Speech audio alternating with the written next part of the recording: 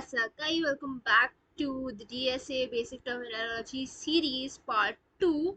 And in today's video, we are gonna know the various types of data structures. Yeah, last time हमने देखा था need of data structures, but इस time हम देखेंगे कि data structure actual में होता क्या है. Okay, so let's begin. Data structure is a particular way of storing and organizing data in a computer so that it can be used efficiently. A data structure is a special format of organizing and storing data. General data structure types include arrays, files, linked lists, stacks, queues, trees, graphs, and so on. So we will be moving ahead and I'll explain you what exactly I'm telling you.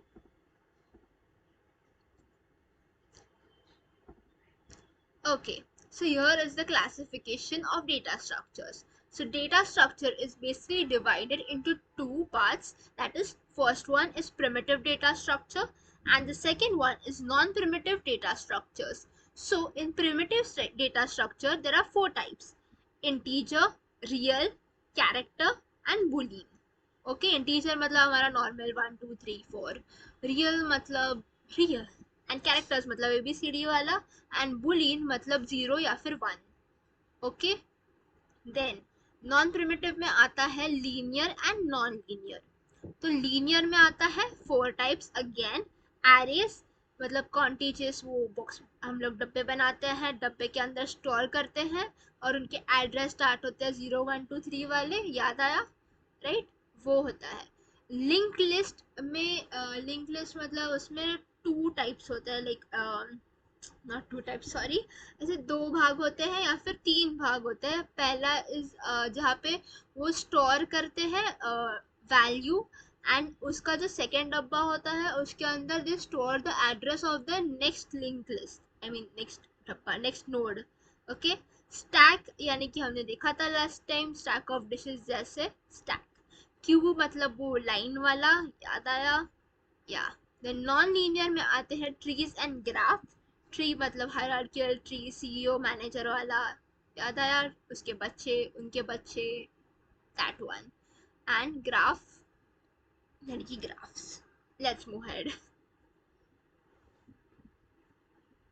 Okay, so now let's go deep into what is primitive data structures. So these are the basic structures supported directly by the machine. Integer यानी कि whole numbers. Okay, real यानी कि floating point numbers यानी कि point वाले numbers. Character यानी कि single alphabet और symbol, जैसे मैंने कहा ABCD, याद रखना. Okay, and boolean यानी कि true or false, 0 1, true or false values. Okay, और इसका यूज कहाँ पे होता है? So it is used for simple foundation of operations. Okay, now let's know what is non-primitive data structures. So these structures are derived from primitive types. So the first one is linear data structures and the second one is non-linear data structure.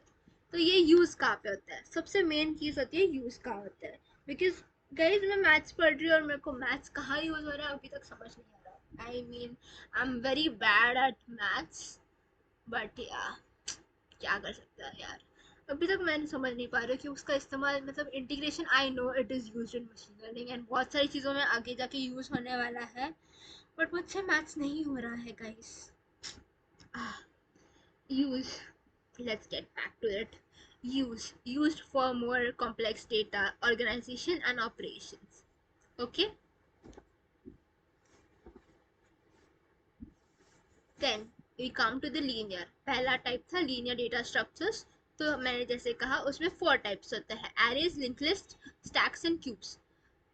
Arrays में क्या होता है? Fix size of sequences, right? उसमें हम लोग एक particular type address define कर देते हैं कि उधर उतना ही साइज का एरे होगा.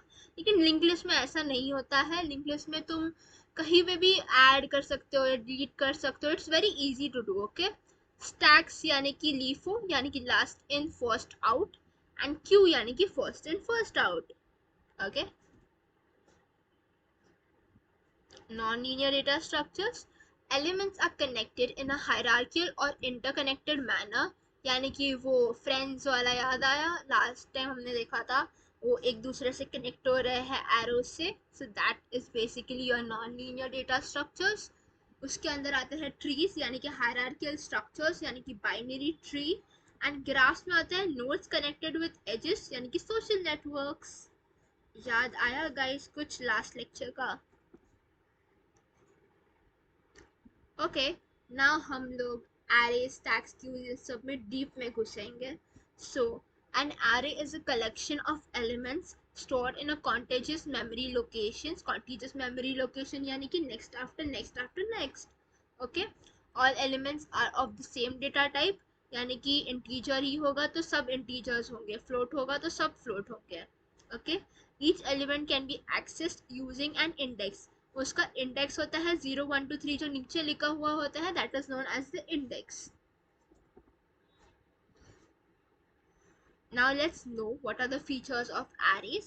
So fixed size, random access using index यानी कि fixed size मतलब मैंने बताया, random access using index मतलब अगर हम index enter करेंगे for example 3, तो 3 में for example 10 stored होगा तो हम उसे easily access कर सकते हैं. Homogeneous elements यानी कि same type of elements stored in contiguous memory यानी कि next after next, and index starts from 0. Okay, cool. 5 points का clear I guess. Now let's move on to the next one. Types of arrays. There are 3 types of arrays. Linear collection of arrays, that is one dimensional array, 1D, int a 5. तो इसमें basically 5 elements store होंगे. In the same way, 2 dimensional array यानी कि matrix like structure, int b 3 3, तो उनको brackets में डाल दिया है because 2 है, right? वैसे ही मल्टी डिमेंशनल भी होते हैं जैसे कि 3D, C 2 3 4 यानी कि मैट्रिक्स टाइप से आप इसे सॉल्व कर सकते हो. नाउ एरेस के ऑपरेशंस होंगे, एरे के ऊपर हम ऑपरेट करेंगे, राइट? कोई भी एलिमेंट ढूंढने के लिए, कोई भी एलिमेंट इंसर्ट करने के लिए. सो पहला इज ट्रेवर्सल. ट्रेवर्सल मतलब विजिट ईच एलिमेंट यानी कि फॉर एग्जांपल मुझे 10 ढूंढना है जो 7 इंडेक्स में स्टोर है. तो अगर मुझे 7th इंडेक्स तक पहुंचना है तो I need to check in every घर, दैट इज एवरी डब्बा, that is 10 present here. So first I will go in 0 and then I check क्या यहाँ पे 10 है. No, then I'll go in the next dabba. Then I'll do knock knock. Then I'll go knock knock and then I'll enter the one का house, one index का house, and then I'll check is 10 here? No. तो ऐसे करते करते I will go till 7. तो 7 तक जाने के बाद yeah, finally I found 10. Yeah. Okay, so that is called as traversal. Insertion में क्या होता है, add an element at a specific index. तो एक बेसिकली इंडेक्स पे फॉर एग्जांपल 2 ही ले लो, 2 इंडेक्स पे मेरे को 20 स्टोर करना है तो यहाँ पे you can easily add that. Also for deletion remove an element. Okay, updation यानी कि change value at a particular index. For example 2 पे 20 स्टोर है, राइट? वो 20 को हटा के अगर मेरे को 30 स्टोर करना हो, that is called as updation. Searching, finding an element, तो उसके 2 टाइप्स होते हैं, लीनियर एंड बाइनरी सर्च. हम आगे जाके देखेंगे, but for now just remember this 5 types of operation: traversal, insertion, deletion, updation and searching. Okay, so now let's know the advantages and disadvantages of arrays. So पहला is fast access using index. Index से हम easily access कर सकते हैं. Second is easy to implement. या it is easy क्योंकि एक fix size होता है, उतने ही फिक्स साइज पे तुम्हें इम्प्लीमेंट करने होते हैं elements, so it's easy, right? Then efficient for storing large amount of similar data. Yes, because हम large amount of similar data क्योंकि हम लोग एक ही टाइप का स्टोर करते हैं, right? So it becomes efficient. Now let's know what are the drawbacks of it. Fixed size. Okay, क्योंकि अगर क्या कहते हैं, कम एलिमेंट स्टोर करने हो तो जो बचा खुचा हुआ स्पेस होता है वो वेस्टेज जाता है, राइट? तो वो वेस्ट हो जाता है स्टोरेज का. ऑल्सो अगर हमें ज़्यादा एलिमेंट्स अचानक नीड लगी कि हमें ज़्यादा एलिमेंट स्टोर करने हैं तो नहीं कर सकते बिकॉज वो फिक्स साइज है, right? Insertion and deletion are costly, require shifting. Yes, क्योंकि एरेज में इंडेक्स दिए हुए होते हैं and it becomes very hectic job to do insertion and deletion. So yeah, insufficient memory usage if array is underutilized. जैसे मैंने कहा ऊपर ही फर्स्ट पॉइंट में ही कि अगर कम एलिमेंट स्टोर करने हो कि बाकी की मेमोरी वेस्टेज जाएगी. So that is what it is written in the third point. Okay, now let's move on to the linked list. Need of linked list. Arrays have fixed size, hard to grow or shrink. Wow. Insertion deletion in arrays is costly due to shifting. Linked list provides a dynamic memory solution. तो हम basically यहाँ पे देख रहे हैं कि link list की ज़रूरत क्यों पड़ रही है हमें. तो पहला रीज़न इज़ फिक्स साइज, क्योंकि it's very difficult guys fix size में काम करना. सो लिंक लिस्ट में इट्स नॉट लाइक कि तुम एक स्पेसिफिक साइज दोगे उतने में ही लिंक लिस्ट काम करेगा. It's a dynamic memory solution. वो कितने भी मतलब लिंक्स तुम कर सकते हो नोड्स कनेक्ट कर करके, या फिर कोई भी मेमोरी लाइक स्टोरेज वेस्ट नहीं हो रहा है इसमें. Okay, linked list. A linked list is a linear data structure where elements are not stored in a contiguous memory location. Memory location nahi hai, sorry. Contiguous memory. Each element called a node contains data. Okay, तो यहाँ पे देख सकते हो, वैसे मैंने कहा था पहला there are various type of linked list, but ये जो स्टैंडर्ड लिंक लिस्ट जिसे हम कहते हैं वो कुछ इस तरह दिखता है. तो ये इसे हेड कहते हैं क्योंकि यहाँ से बिगिन हो रहा है. तो पहले इसमें डेटा स्टोर होगा एंड इधर जो नेक्स्ट लिखा है यहाँ पे इसका एड्रेस स्टोर हो रहा है. ओके, सेम वे यहाँ पे डेटा स्टोर होगा, इधर इसका एड्रेस स्टोर होगा. ओके, एंड लास्ट में जो लास्ट का आपका डब्बा होता है उसे कहते हैं नल. मतलब यहाँ पे नल स्टोर होगा. ओके, यहाँ पे वैल्यू होगी और यहाँ पे नल होगा.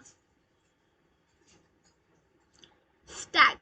A stack is a linear data structure that follows the LIFO principle. Follows the LIFO. क्या बोल रही हूँ मैं? Sorry. A stack is a linear data structure that follows the LIFO principle. Last in, first out. The last element added is the first one to be removed. Okay, यानी कि वो stack of dishes. याद आया? That's it. The last element added is the first one to be removed. T element added is the first one to be removed. T यानी कि top. Okay, वो थोड़ा सा मैंने shortcut मार दिया, sorry. Top आएगा इधर. Okay, top element added is the first one to be removed. This is a diagrammatic representation of a stack. Push and pop. Push हो रहा है, pop हो रहा है. तो ये जब पुश होता है तो ये टॉप होता है, जब ये पॉप होता है तो बी टॉप बन जाता है. Okay,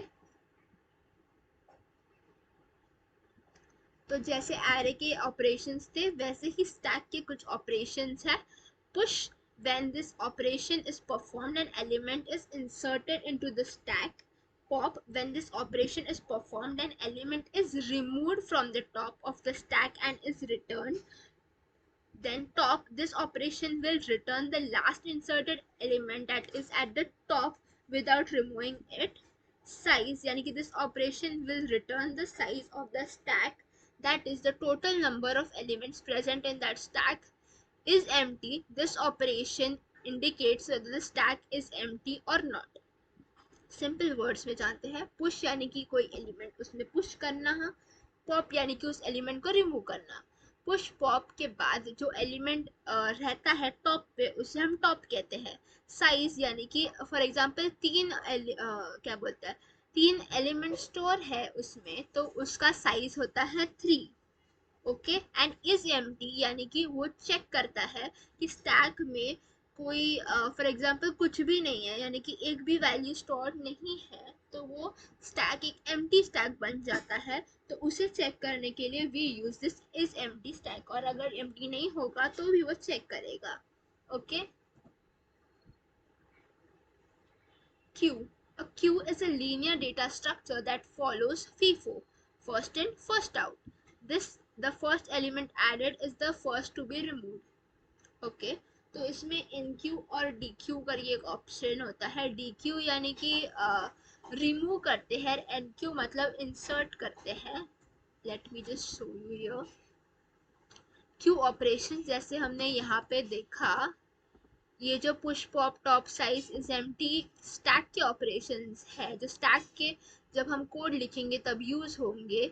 in the same way there are these operations for queue, NQ, DQ, peek, front end is empty. So NQ यानी कि add element at the rear, यानी कि यहाँ पे रेयर यानी कि जो एंड वाला होता है ना तुम्हारा, जो भी लास्ट एलिमेंट होगा उस क्यू का, उसमें NQ यानी कि ऐड होगा, और DQ यानी कि आगे से वो रिमूव करेगा, फ्रंट से रिमूव करेगा। Okay, peak front, view the front element, यानी कि ये वाला। Got it? Is empty, again it will check if the queue is empty. Thank you so much guys for watching. ये थोड़ा सा बड़ा वीडियो बन गया है, लेकिन it's important for you all to know the basic terminologies to start with solving the DSA questions. I hope you like this video. If you like the video, do hit the like button and don't forget to subscribe to Code with Bahuli.